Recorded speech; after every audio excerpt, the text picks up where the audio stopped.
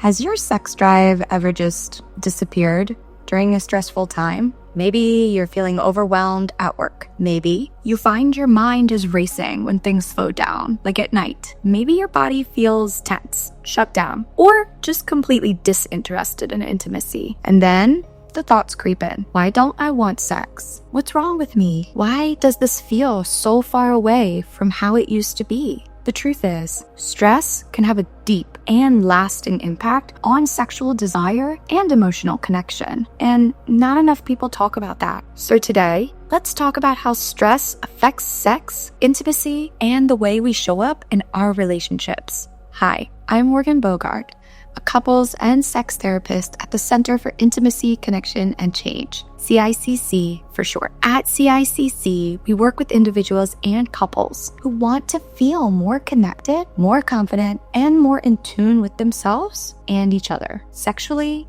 emotionally, and relationally. One of the most common things that I hear, especially from people who are in long-term relationships, is this: I'm so stressed out, I don't even want sex, and I don't know how to explain that to my partner. If you've ever felt that way, you're not alone, and there's nothing broken about you. But there is a reason. Let's talk about the mind-body disconnect. Stress pulls us out of our bodies. It kicks up survival mode, it shortens our breath, it tenses our muscles, and it narrows our focus. It fills us with worry, with urgency, and pressure. And none of those things are compatible with desire. Desire requires space, safety, slowness, play.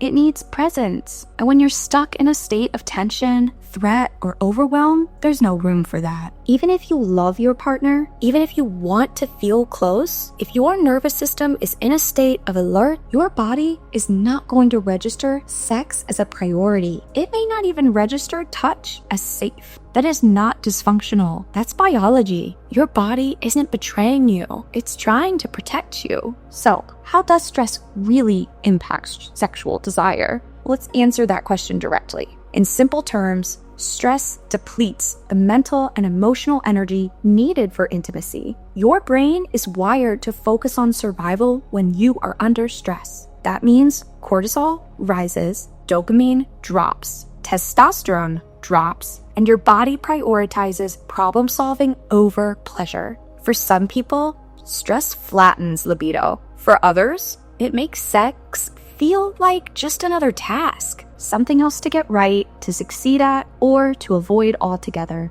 You might feel irritable, disconnected, emotionally raw, or numb, and you might start to feel like your body is saying no, even when your heart is saying, I miss this. This happens to men, women, people of all genders and ages. And yes, stress can absolutely cause a man to not want to be intimate. And that is not a failure. That's a nervous system doing its job. But what happens in relationships when stress shows up with one partner or both partners? Well, if it goes unspoken, it often will show up in the space between you. One partner might feel rejected or confused. The other might feel ashamed, shut down, or afraid to talk about what's going on. You might avoid touch, not because you don't care, but because you're afraid it'll lead to something that you can't follow through on. You might stop initiating, you might stop cuddling, you might stop talking about it altogether. And suddenly, what started as stress becomes disconnection. You're not just dealing with low desire, now you're dealing with loneliness. And this is where many couples get stuck. Not because they've fallen out of love, but because they haven't had a space to name what's happening. So, how can you start reconnecting? The first step, take the pressure off the performance. Sexual desire doesn't come back through force, guilt, or self-blame. It comes back through safety, curiosity, emotional honesty, and it comes back when your body starts to believe that you are not in danger. Now that might mean slowing down together, making space for rest, talking about stress openly without jumping into problem-solving mode. It might mean rediscovering physical connection without expectation, like cuddling, holding hands, or sharing intentional, non-sexual touch. Sometimes, the question isn't, why don't I want sex? It's, where have I been overwhelmed, disconnected, or emotionally underwater. And how can we come back from that? It is important to know when is the right time to get support. If this pattern has been going on for quite a while, if stress has started to reshape your intimacy and you're not sure how to shift it back, therapy can help.